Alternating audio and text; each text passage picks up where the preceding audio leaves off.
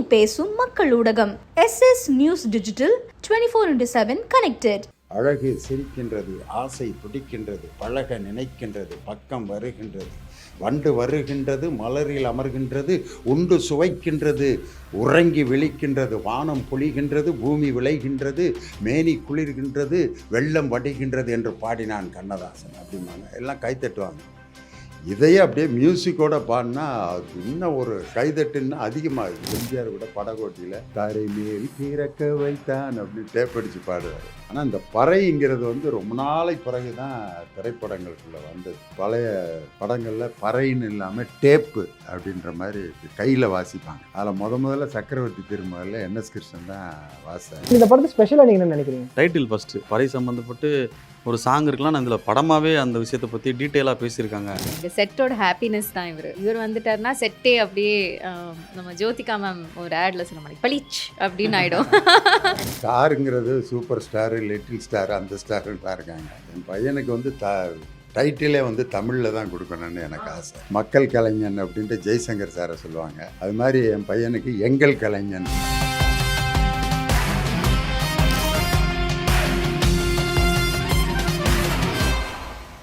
Sir, அதாவது இப்போ பட்டிமன்றம் எடுத்துக்கிட்டாலே ஒரு சில பேர் ஒரு ஸ்டைல் சொல்லுவாங்க. உங்கள் பட்டிமன்றம் டிஃபால்ட்டாக பண்டிகை டைமில் மாற்றவே முடியாது சார். அப்படியே உட்காந்து ஃபேமிலியில் எல்லோரும் சேர்ந்து பார்க்குறது தான். அது குறிப்பாக இப்போ நான் சார் தான் இன்டர்வியூ பண்ண போகிறேன் அப்படிலாம் சொல்லும்போது பரவாயில்ல, டிவியில் பார்த்துட்டு நேரில் போய் பார்த்து பேசுகிற அளவுக்கு வருது. அப்படி ஒரு வாய்ப்பு அமைஞ்சது எனக்கு ரொம்ப பிளெஸிங்காக அமையுது. அண்ட் நீங்கள் சொல்லுங்கள் சார், எப்படி படத்தில் வந்து நீங்கள் படம் பார்த்துருப்பீங்க அவுட்டு? இல்லை, படம் நான் பார்க்கல. அது அவர் நடந்த சம்பவங்கள்லாம் சொன்னாரா? படம் எப்படி எடுத்திருக்காங்க, ஷூட்டிங் ஸ்பாட்டில் என்ன நடந்துச்சு, இந்த கதை எப்படிப்பட்ட கதை அப்படின்ட்டு ஒரு அவுட்லைன் தான் சொல்லியிருக்காங்களே ஒழிய படத்தினுடைய முழு கதையோ, என் பையன் அதில் உண்மையிலே என்ன எப்படியப்பட்ட ரோலில் நடிச்சிருக்கான், ஒரு பறை இசை கலையை சொல்லி கொடுக்குற வாத்தியார் அப்படிங்கிற ஒரு கேரக்டரு, அவரை லவ் பண்ணி கல்யாணம் பண்ணுற ஒரு பொண்ணு, அதுதான் வந்து காயத்ரியோட கேரக்டர் அப்படிங்கிறது மட்டும்தான் எனக்கு தெரியும். அந்த பாடல் காட்சியில் 2 பேரும் எப்படி ஆடியிருக்காங்க, அந்த அவருடைய ஃப்ரெண்டும். அப்புறம் இன்னொரு காதல் பாட்டில் அவங்க 2 பேரும் எப்படி நடிச்சிருக்கீங்க. இவ்வளோ தான் எனக்கு படத்தை பற்றி தெரியும். அப்புறம் கிளைமேக்ஸில் வந்து காயத்ரி வந்து ரொம்ப எஃபர்ட் எடுத்து நடிச்சிருக்காங்க. அப்படிங்க எனக்கு பார்க்கணுன்னு ரொம்ப ஒரு க்யூரியஸாக இருக்கேன். ஆடியன்ஸ் எப்படி இருக்காங்களோ அந்த லெவலில் தான் இப்போ இருக்கேன். படம்னு நான் பார்க்கல. அண்ட் படத்தை தாண்டி எனக்கு அந்த பட்டிமன்றத்தை நீங்கள் பேசுறதுலாம் இருக்குல்ல சார், ஸ்பான்டேனியஸாக வந்துட்டு ஒருத்தவங்க இங்கே பேசும்போது கவுண்டர் கொடுக்குறதா இருக்கட்டும், அது கூடயே சேர்ந்து ஒரு பாட்டு பாடி அவங்கள அப்படியே கலகலகப்பாக வச்சுக்கிறதுலாம் பெரிய டாஸ்க் சார். எப்படி சார் அது அப்போலேருந்து உங்களுக்குள்ளே இன்பில்டாகவே இருக்கா? அதாவது இப்போ நான் ஒரு ஒரு இடத்துல பேச போகிறேன் அப்படின்னு சொன்னால் அந்த இடத்துக்கு ரிலேட்டடாக என்னென்ன சினிமா சாங் இருக்குது, அந்த சாங்கை இதில் எப்படி பயன்படுத்தலாம் அப்படின்னு தான் யோசிப்பேன். அது வந்து ஒரு எனக்கு எல்லா இடத்துலையும் சக்ஸஸ் கொடுத்துருக்கு. இப்போ உதாரணத்துக்கு இந்த மாண்புமிகு பறையை பற்றி பேசும் பொழுது பழைய படங்களில் பறைன்னு இல்லாமல் டேப்பு அப்படின்ற மாதிரி இப்படி கையில் வாசிப்பாங்க. அதில் முதல்ல சக்கரவர்த்தி திருமகளில் NS கிருஷ்ணன் தான் வாசித்தார். அந்த படத்தில் வந்து NS கிருஷ்ணன் எம்ஜிஆர் கேள்வி கேட்டு பாடுற மாதிரி, கோயிலை கட்டி வைப்பதனாலே சிற்ப வேலைக்கு பெருமையுண்டு அதனாலே திங் தாக்கச்சிக்கு தங்கு ஜிங் தாக்கச்சின்னு ஆடுவார். அதில் அந்த கடைசியாக ஒன்று, உலகத்திலே பயங்கரமான ஆயுதம் எது அப்படின்னு NS கிருஷ்ணன், கத்தி, கோடாலி, ஈட்டி, அப்போ அதுவும் இல்லையா, அட என்னப்பா, அட நீயே சொல்லப்பா அப்படின்னு எம்ஜிஆர் திருப்பி பதில் சொல்லுவார். உலகத்திலே பயங்கரமான ஆயுதம் எது, நிலைகட்டு போன நயவஞ்சகனின் நாக்கு தானது அப்படின்னு அந்த டேப் அடித்து 2 பேரும் பாடுறது. அந்த இசைக்கலையோடு அந்த பாட்டு வந்தது. அதில் ஒரு நல்ல சமுதாய சிந்தனையும் வரும். அதுக்கப்புறம் சிவாஜி கணேசனும் பாலாஜியும் அந்த படித்தால் மட்டும் போதுமால, நல்லவன் எனக்கு நானே நல்லவன் திங் தாக்கச்சிக்கு தங்கு திங் தாக்கச்சின்னு அது வாசித்து பாடுவாங்க. இன்னொரு படத்தில் காதல் ஜோதிங்கிற படத்தில், உண்மையில கொண்ட ஆசை உத்தமிய மெத்த உண்டு திங் தாச்சிக்கு ஜிங் தண்டை. அதே மாதிரி இதில் இன்னொரு பாவ மன்னிப்புங்கிற படத்தில் ஒரு இஸ்லாமிய திருவிழாவில் எல்லோரும் கொண்டாடுவோம் அப்படின்னு அந்த டேப் அடித்து பாடுவாங்க. ஆனால் அந்த டேப்பு அப்படிங்கிறத தான் பார்த்துருக்கேன். எம்ஜிஆர் கூட படகோட்டியில் தரை மேல் பிறக்க வைத்தான் அப்படின்னு டேப் அடித்து பாடுவார். ஆனால் இந்த பறைங்கிறது வந்து ரொம்ப நாளைக்கு பிறகு தான் திரைப்படங்களுக்குள்ளே வந்தது. அதில் முதல்ல பார்த்தாக்க நம்ம அவன் இவன் படத்தில் ஒரு யுவன் சங்கர் ராஜா அந்த டோலு டோலுங்கிற பாட்டில் உண்மையிலே அந்த பறை இசையை அடித்து ஆடுற மாதிரி. அது ஆனால் அதுக்கு பிறகு ஒரு பறை இசையை பற்றி தலைப்பே வச்சு ஒரு படம் வந்திருக்கிறது இதுதான். மாண்புமிகு பறைன்ற மாதிரி. அதனால் இப்போ இந்த பறைக்கு இன்னொன்னா எனக்கு உடனே இந்த டேப் சம்பந்தமான பாடல்கள்லாம் உடனே நான் யோசித்து பேசணும் அப்படின்றது. இது மாதிரி தான் ஒவ்வொரு மேடையிலையும் ஒரு பிளேலிஸ்ட் வந்துடும் போலே. ஆமாம், இதுதான் அந்த இடத்துக்கு தகுந்த மாதிரி. இப்போ தாய் பற்றி பேசணும் அப்படின்னா அம்மாவை பற்றி என்னென்ன பாட்டு, யார் யார் தியாகராஜ பாவதர்லேருந்து எப்படி பாடியிருக்காங்க அப்படின்ட்டு அந்தந்த ஏஜுக்கு தகுந்த மாதிரி ஒரு பாட்டை எடுத்து போட்டோம்னா மக்கள் வந்து ரொம்ப ஈஸியாக கனெக்ட் ஆகிடும், என்னோட கனெக்ட் ஆயிடுவாங்க. அது பல இடங்கள்ல எனக்கு அந்த டெக்னிக் வந்து கொடுத்துருக்கு. பயங்கரமாக இருக்கு சார். அது யாராவது உங்களுக்கு சொல்லி கொடுத்த குருவா அது மாதிரி இருக்காங்களா, இல்லை உங்களுக்கு எப்படி நம்மளே எடுத்துக்கிறது தான் அப்படின்ற மாதிரியா? ஒரு இடத்துல ஒரு ட்ரையல் பட்டி போட்டு பார்க்குறது தான். அது அப்படியே சக்ஸஸ் ஆகும். அப்படியே அதை எடுத்துட்டேன் நான்.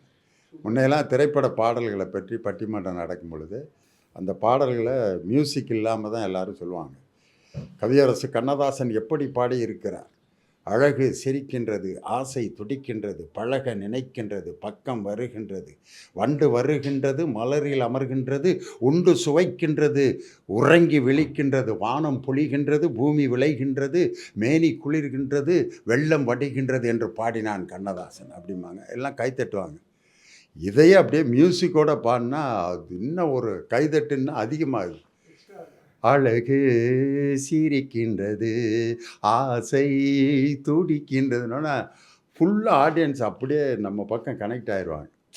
அதனால் இந்த மியூசிக்கோட பயன்படுத்தி பேசுகிறது வந்து நான் ஆரம்பத்துலேருந்தே எடுத்துக்கிட்ட ஸ்ட்ராட்டஜி. ஒரு கல்யாண வீட்டில் பேசினா கூட கல்யாணத்தை பற்றிய பாட்டாக எடுத்து இப்படி 2-3 பாட்டை விட்டு அந்த கல்யாண மாப்பிள்ளை பொண்ணு கூட அவங்களுக்குள்ள லைட்டாக பேசிக்கிட்டு இருக்கிறவங்க கூட அப்படியே என்னடா அது அப்படின்னு அட்டென்ஷன் எல்லாம் இந்த பக்கம் திரும்பிடும். ஆமாம், சாப்பிட போனவங்க கூட கொஞ்ச நேரம் கேட்டுட்டு அப்புறம் சாப்பிட போனான்பாங்க. அதனால் இந்த ஸ்ட்ராட்டஜி வந்து எனக்கு கை கொடுத்துருக்கு பயங்கரமா.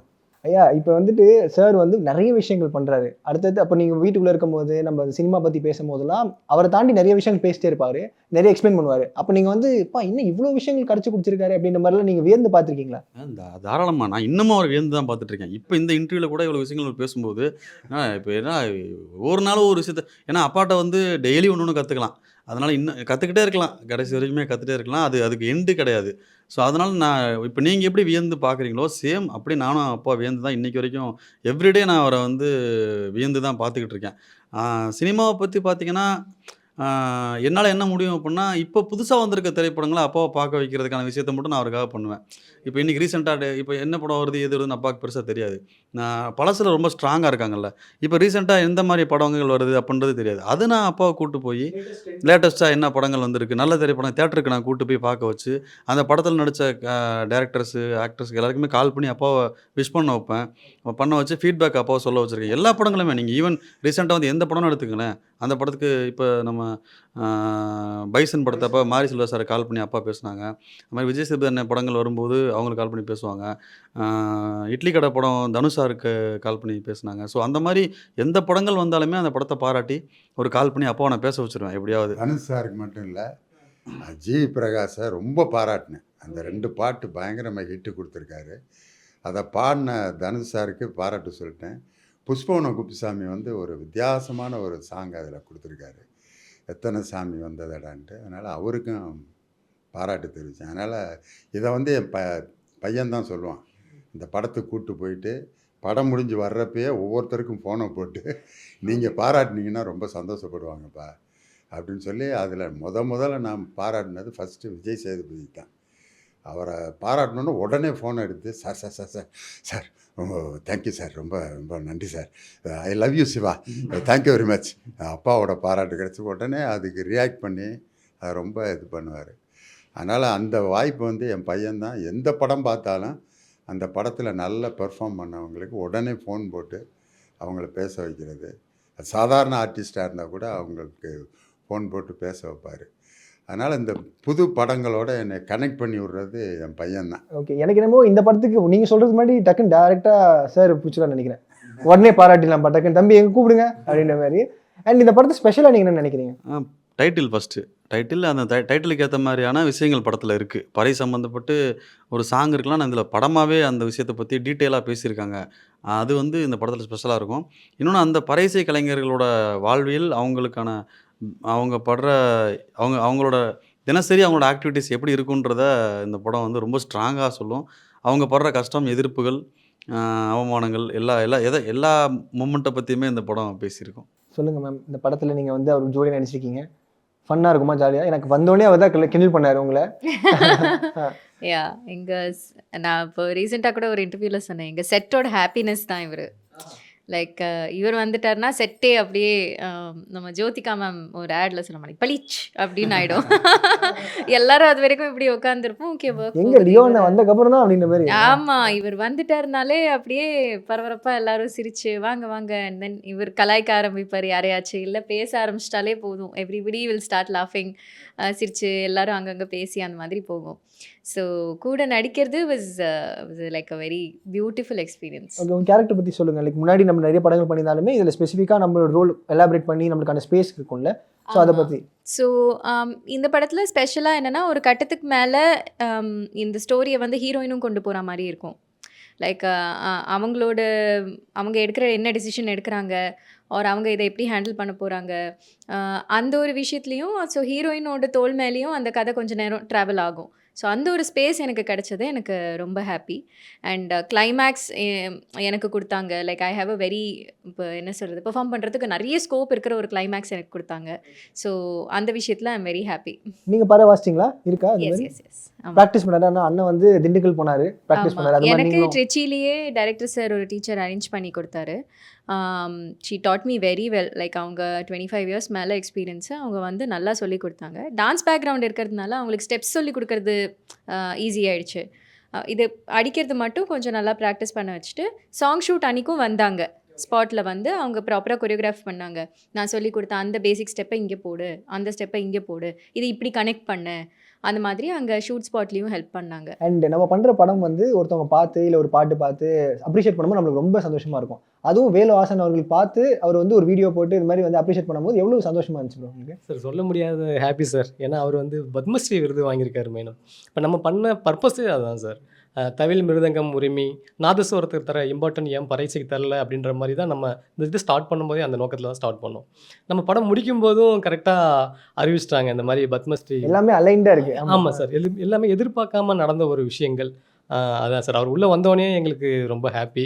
ஸோ இது அடுத்த கட்டத்துக்கு போயிடும். இந்த மாதிரி பறையிசை கலைஞர்களுக்கு வந்து நம்ம சொல்கிறத விட அது ஒரு கலைஞர் சொன்னால் இன்னும் வெளியே ஈஸியாக போயிடும் அப்படின்றதுல சாருக்கு இன்வைட் பண்ணால் உடனே வந்துட்டார் சார். இந்த மாண்புமிகு பறைக்கு நான் கண்டிப்பாக வரேன், என்னால் முடிஞ்ச ஹெல்ப் பண்ணுறேன் அப்படின்ற மாதிரி வந்து பார்ட்டிசிபேட் பண்ணார் சார். ஓகே. அண்ட் இந்த ஒரு இன்ஸ்ட்ருமெண்ட் வச்சு இவங்க வந்து இது வாசிச்சாலே இவங்க இதுக்கு தான் அப்படின்ற மாதிரிலாம் நீங்கள் ஆரம்பத்திலே ஒரு லைன் போட்டிருப்பீங்க. அதுவே பயங்கர ஒரு எப்படி சொல்ல ஆடிட்டிங் தான் எல்லாருக்குமே. அந்த பாயிண்ட் எப்படி நீங்கள் டேரெக்டாக அடிக்கலாம் அப்படின்ற மாதிரி பார்த்துட்டீங்களா? கண்டிப்பாக சார். ஏன்னா அப்படி சொன்னால் தான் புரிய வருது. நம்ம எதையுமே மறைச்சி சொன்னாலுமே இங்கே ஒரு இதுவுமே நடக்க போகிறது கிடையாது. ஸோ நம்ம ஓப்பனாக சொல்லுவோம், பறை இசைங்கிறது பொதுவான இசை, இது இசையாக மட்டும் பாரு அப்படிங்கிறது தான் எங்களோட கான்செப்ட். ஓகே. கேஷ் பண்ணும்போது இவங்களெல்லாம் கேஷ் பண்ணலான்ற ஒரு ஐடியா வந்து லைக் எப்போ தோணுச்சு, இல்லை இவங்களுக்கு ஏதாவது ஆல்டர்னேட் வச்சுருந்தீங்களா? இருந்துச்சு. நாங்கள் ஒரு ஹீரோ நம்ம பார்த்துட்டு இருக்கோம் படத்துக்கு. அப்போது சார் வந்து ஒரு படம் பண்ணிவிட்டு ரிலீஸ் ஆகிருந்தது. ஸோ நாங்கள் கோடம்பாக்கம் ஏரியா இப்படிலாம் போயிட்டு ஹீரோஸ் பேசிட்டு வருவோம்ல, அப்போ லைக் அப்படியே பைக்கில் வரும்போது பார்த்தோம் சாரோட பெரிய அந்த கோடம்பாக்கம் ஃப்ரிட்ஜ் மேலே இருந்துச்சு அழகிய கண் என்ற ஒரு போஸ்டர். யாரா ஹீரோ அப்படின்னு பார்த்தா சூப்பராக இருக்காப்புல. பறை இசைக்கு தகுந்த மாதிரி ஒரு வில்லேஜ் பேஸ்டு நம்ம மக்களுக்கு பிடிக்கணும்ல ஃபர்ஸ்ட் ஆஃப் ஆல், அந்த மாதிரி ஒரு ஃபேஸ் நமக்கு வேணும்னா கரெக்டாக ஆப்டாக இருந்ததுனால நாங்கள் பார்த்து ஃபாலோ பண்ணோம். சாரோட நம்பர் கிடச்சிது. ஃபோன் பண்ணால் யார் இவர் பையன் அப்படின்னு கேட்டால் திண்டுக்கல் லியோனி சாரோட பையன். என்னடா சொல்கிறீங்க, எப்படி ஒத்துக்குவாங்களான்னு ஃபஸ்ட்டு தெரியல. ஃபர்ஸ்ட் ஆஃப் ஆல் இவ்வளோ பெரிய ஆளே நம்ம போய் பேசணும், ஒத்துக்குவாங்களான்னு தெரில. ஃபஸ்ட்டு போய் அப்ரோச் பண்ணோம். அப்புறம் சார் ஃபஸ்ட்டு இதே எங்களுக்கு ரொம்ப பிடிச்சிருந்துச்சி ப்ரோ. இந்த மாதிரி சார் ஒரு பெரிய இடத்து பையன், அந்த இது எந்த ஈகம் இல்லாமல் நான் பண்ணுறேன் ப்ரோ, என்ன கதை அப்படின்னு சொல்லி சார் கேட்டார். ஃபஸ்ட்டு டைட்டில் சொல்கிறோம் ப்ரோ அப்படின்னா ஒரு மாண்புமிகு பறைன்னு சொன்னோம். சூப்பராக இருக்கு ப்ரோ டைட்டில் அப்படின்னு சொல்லி சொன்னோன்னா அப்புறம் நான் ஒரு ஒன்லைன் மட்டும் சொன்னேன். நல்லா இருக்கு ப்ரோ, நெக்ஸ்ட் டைம் வரும்போது நம்ம பவுண்டோட வாங்க படிச்சுட்டு நான் சொல்கிறேன் அப்படின்னாரு. அப்புறம் படிச்சுட்டு ரொம்ப பிடிச்சிருச்சு, சாருக்கும் பிடிச்சிருச்சு. அப்புறம் நான் கேட்டோம், ப்ரோ சாருக்கு இந்த விஷயத்து தெரியுமா அப்படின்னா, கண்டிப்பாக நான் சொல்லிடுறேன் ப்ரோ அப்படின்னா. லியோனி சார் கூட நாங்கள் ஃபோட்டோ எடுக்கிறதுக்கு தான் மெயினாக போனது. ஆ, ஆ, ஆ. இவர் ஒத்துக்கலைனாலும் ஃபஸ்ட்டு ஃபோட்டோ எடுக்கணும்டா சார் கூட அப்படின்ட்டு. அப்புறம் இன்ட்ரெஸ்ட் ஆகிட்டார், அவர் கதையை கேட்டு இன்ட்ரெஸ்ட் ஆகிட்டார். ப்ரோ பறைசைக்குன்னு ஒரு படம் பண்ணுறீங்க ப்ரோ, கண்டிப்பாக இதை நம்ம பண்ணுவோம். இது மாதிரி தான் நான் எதிர்பார்த்தேன். எல்லாரும் கமர்ஷியலாக பண்ணுறது ஈஸி ப்ரோ, ஆனால் இந்த மாதிரி ஒரு கான்செப்ட் பண்ணுறவங்க வந்து யாரும் ரொம்ப கஷ்டம் அப்படின்ற மாதிரி ஒத்துக்கிட்டாரு. அது எங்களுக்கு ரொம்ப ஹாப்பி. அப்புறம் சாரோட பையங்கிறது எங்களுக்கு டபுள் ஹாப்பி ஆயிடுச்சு. எங்களோட டீமே பூஸ்டபிள் ஆயிடுச்சு. அடுத்து போடுற எல்லா கேரக்டரையும் அப்படின்ற மாதிரி தேவா சார் அடுத்து உள்ளே வராங்க. அப்புறம் இதுக்கு கரெக்டாக ஹீரோக்கு ஈக்குவலாக ஒரு ஹீரோயின் வேணும். ஏன்னா இது முழுக்க முழுக்க ஆண்கள் மட்டும் சம்மந்தமான ஒரு இசை கிடையாது, பெண்களும் சேர்ந்து இந்த இசையை வாசிச்சுக்கிட்டு இருக்காங்க. அதுக்கு தகுந்த மாதிரி ஒரு பொண்ணு இன்வால்மெண்ட்டாக வேணும், நல்ல ஆக்டராக வேணும். ஃபர்ஸ்ட் ஆஃப் ஆல் நம்ம தமிழ் பொண்ணுங்க நல்ல இன்ட்ரெஸ்ட்டாக வேணும் அப்படின்ற மாதிரி பார்த்தோம். அப்போ காயத்ரி யாரை பார்த்தாலுமே காயத்ரி ஃபோட்டோ தான் அனுப்புகிறாங்க. என்னடா இது, இந்த பொண்ணு நம்ம படமும் பார்த்ததில்ல என்னடா அப்படின்னு பார்க்கும்போது நாங்கள் கரெக்டாக காயத்ரி அப்ரோச் பண்ணோம் ப்ரோ. என்னோட ஃப்ரெண்ட் ஒருத்தர் இருக்கார் கிருஷ்ணான்ட்டு, அவர் சொன்னார் மாதிரி ப்ரோ நீங்கள் என்ன வேணாலும் சொல்லுங்கள், பக்கா பர்ஃபார்மன்ஸ் பண்ணாங்க அப்படின்ற மாதிரி சொன்னாங்க ப்ரோ. கதையை சொன்னோம், நேரில் பார்த்தா அவங்களோட அப்புறம் தான் அவங்களோட படத்தை பார்த்தோம். பக்காவாக சூப்பராக பண்ணாங்க, படத்துலையும் செம்மையாக பண்ணியிருப்பாங்க ப்ரோ. தேங்க்யூ. லைவாக இவங்க 2 பேருமே போட்டி போட்டு நீங்கள் சொல்லலாம், ஆணும் பெண்ணும் சமம்னு சொல்கிற மாதிரி பறை இசை ஆண்கள் மட்டும் அடிக்கக்கூடியது இல்லை, பெண்களும் அடிக்கலாம் அப்படின்ற உதாரணம் இந்த படத்தை பார்த்து எல்லாருமே தெரிஞ்சுப்பாங்க. டஃப்பான காம்படிஷன் போல. தேங்க்யூ. கண்டிப்பாக. அண்ட் இப்போ தேவா அவர்கள் வந்து படத்தில் வந்து like ரொம்ப பெரிய ஒரு மைல் ஸ்டோன். அவர் வந்து ஒரு பாட்டை இசையமைக்கிறாரு, அவர் படத்தில் ஃபுல்லாக ட்ராவல் பண்ணுறாரு அப்படின்னும் போது பெரிய விஷயம். அவர் எப்படி நீங்கள் அப்ரோச் பண்ணி ரீச் பண்ணீங்க? அப்புறம் ஃபர்ஸ்ட் ஆஃப் ஆல் இது ஒரு புது மியூசிக் டைரக்டர் போகும்போது நம்ம அவங்களுக்கு இந்த இசையை பற்றி தெரிஞ்சிருக்கணுமா என்ன, ஏன்னா யங் மியூசிக் டைரக்டர் நம்ம கேட்டு வாங்குறது அவங்களுக்கு ஈஸியாக இருக்கும், நம்ம சொல்கிற விதம் நமக்கு புரியும், பட் அவங்க எப்படி எடுத்துப்பாங்கன்னு தெரியாது. இதுக்கு வந்து பொதுவாக ஒரு ஆள் நல்ல எக்ஸ்பீரியன்ஸான ஒரு மியூசிக் டைரக்டர் வேணும் அப்படின்ற மாதிரி ஃபஸ்ட்டு பிளான் பண்ணோம் ப்ரோ. அப்புறம் டேரக்டர் யாருன்னு பார்த்தா நம்ம தேவா சாரே ஆப்ட், எல்லாருமே ஒரு சொன்னாங்க தேவா சார் ஆப்டாக இருப்பார் அப்படின்ட்டு. அப்போ தான் ப்ரோ போய் சார்கிட்ட பேசணும். சார்கிட்ட பேசும்போது சாரு கதையை கேட்கல ப்ரோ, டைட்டில் மட்டும் தான் சொன்னோம், ஒத்துக்கிட்டாருங்க ப்ரோ. மாண்புமிகு அதை வச்சு எல்லாரும் லாக் பண்ணிட்டாங்க போல இருக்கேன். ஆமாம் அதான் சொல்றதுக்கு முன்னாடி டைட்டில் சொல்றேன் பாருங்க அப்படின்ற மாதிரி. அதுக்கப்புறம் தான் சார் உள்ளே வந்தார். அப்புறம் ஸ்நேகன் அண்ணன் உள்ளே வந்துட்டாருங்க ப்ரோ. அது வந்ததுக்கப்புறம் தான் 3 சாங்குமே தேவா சார் தான் பண்ணியிருக்காரு. இப்போ நாங்கள் கேட்டோம் இந்த மாதிரி என்ன மாதிரி சாங்ஸ் எல்லாம் உங்களுக்கு வேணும், சுச்சுவேஷன் மட்டும் சொல்லுங்கன்னாரு. சார் பரீட்சைக்கு ஒரு ஆந்தம் வேணும் சார், நீங்கள் எல்லாத்துக்குமே போட்டிருக்கீங்க, சூப்பர் ஸ்டாருக்கு போட்டிருக்கீங்க, அதுக்கப்புறம் எல்லா விசேஷங்களும் இப்போ எக்ஸாம்பிள் ஒரு பால்காரனுக்கு ஒரு பாட்டு, ஆட்டோக்காரனுக்கு ஒரு பாட்டு போட்டிருக்கீங்க, பரீட்சை கலைஞர்களுக்குன்னு ஒரு ஆந்தம் வேணும் சார் அப்படின்னும். அப்போ கண்டிப்பாக பண்ணிடலாம்ப்பா அப்படின்னு சொன்னது அந்த ஆதிசிவன் நடிச்ச பறையடா அப்படின்ற பாட்டு. இப்போ பார்த்தீங்கன்னா அதான் ட்ரெண்டிங் போயிட்டு நிறைய ரீல்ஸ் குழந்தைங்க வரைக்கும் ஆடிட்டு இருக்காங்க. பயங்கரமான விஷயம். சார் உங்ககிட்ட இந்த கேள்வி, இப்போ அண்ணனுக்கு ஒரு டைட்டில் கொடுக்கணும்னா, இப்போ சொல்கிற மாதிரி எல்லாருக்கும் ஒரு டைட்டில் கொடுக்குறாங்கல்ல, சூப்பர் ஸ்டார், தளபதி, தலை அப்படின்ற மாதிரி அண்ணனுக்கு ஒரு டைட்டில் கொடுத்தா நீங்கள் என்ன கொடுப்பீங்க? நான் நல்லா இருக்கும்னா இப்போ நம்ம போட்டு வச்சு அடுத்து நான் வந்து இந்த படத்துக்கு முன்னாடி நான் வந்து டெலிவரி பாய்ன்ற போஸ்டர் இருக்குல்ல, அது பார்த்தோன்னே பயங்கரமாக இருந்துச்சு. சரி அதனால அந்த போஸ்டே கொஞ்சம் ஏதோ ஒரு கன்வே பண்ணுது, இப்போ ராதிகா மேம் இருக்காங்க நீங்கள் இருக்கீங்கன்னா அது நிறைய எக்ஸ்பெக்டேஷன் கிரியேட் பண்ணுச்சா. ஸோ அப்பையிலேருந்து அதில் மேலே போட்டுடலாமே, இது ஒரு கேள்வியாக போட்டோன்னா அண்ணன் அது வரதுக்கு மாதிரி டெலிவரி பாய் இருக்கு மாதிரி இது போட்டு நல்ல விஷயமா பண்ணலாமேண்ணா. எனக்கு ஸ்டாருங்கிறது சூப்பர் ஸ்டாரு, லிட்டில் ஸ்டாரு, அந்த ஸ்டாருலாம் இருக்காங்க. என் பையனுக்கு வந்து டைட்டிலே வந்து தமிழில் தான் கொடுக்கணும்னு எனக்கு ஆசை. அது வந்து எனக்கு என் பையனுக்கு கொடுக்கணும்னா எங்கள் கலைஞன் அப்படின்னு சொல்லி, மக்கள் கலைஞன் அப்படின்ட்டு ஜெய்சங்கர் சாரை சொல்லுவாங்க, மக்கள் நாயகன்னு ராமராஜன் சாரை சொன்னாங்க, புரட்சி தமிழன் சத்யராஜ். அது மாதிரி என் பையனுக்கு எங்கள் கலைஞன் அப்படின்னு எல்லாரும் கொண்டாடணும் அப்படின்னு ஒரு ஆசை. இது என்னுடைய இது. அது எங்கள் கலைஞன் நடிக்கும் மாண்புமிகு பறை நல்லா இருக்குமேனா, சிறப்பா இருக்கும்னா. இது நீங்க படத்துல எப்படியாவது முடிஞ்ச அளவுக்கு உள்ள ஆட் பண்ணீங்கன்னாலே நல்லா இருக்குமே. சத்யராஜ் வந்து உங்கள் சத்யராஜ்னு போடுவாரு, அது மாதிரி இது எங்கள் கலைஞன் லியோ சிவகுமாருங்கிறது நல்லா இருக்கும் கேட்குறதுக்கு. இது நான் திடீர்னு எனக்கு நீங்கள் கேட்கவும் மனசில் தோன்றுச்சு. இன்னொன்று, இந்த படத்தில் நடந்த ஒரு அற்புதமான ஒரு சம்பவம், அது எஸ்எஸ் மியூசிக்கில் சொன்னால் தான் சரியாக இருக்கும். இந்த படத்தினுடைய இதுக்கு ஆடியோ லான்ச்சுக்கு வேலு ஆசான் வந்திருந்தார். அவர் ஒரு 10 நிமிஷத்தில் ஆடியன்ஸை வந்து அப்படியே இன்வால்வ் பண்ண வச்சுட்டாரு.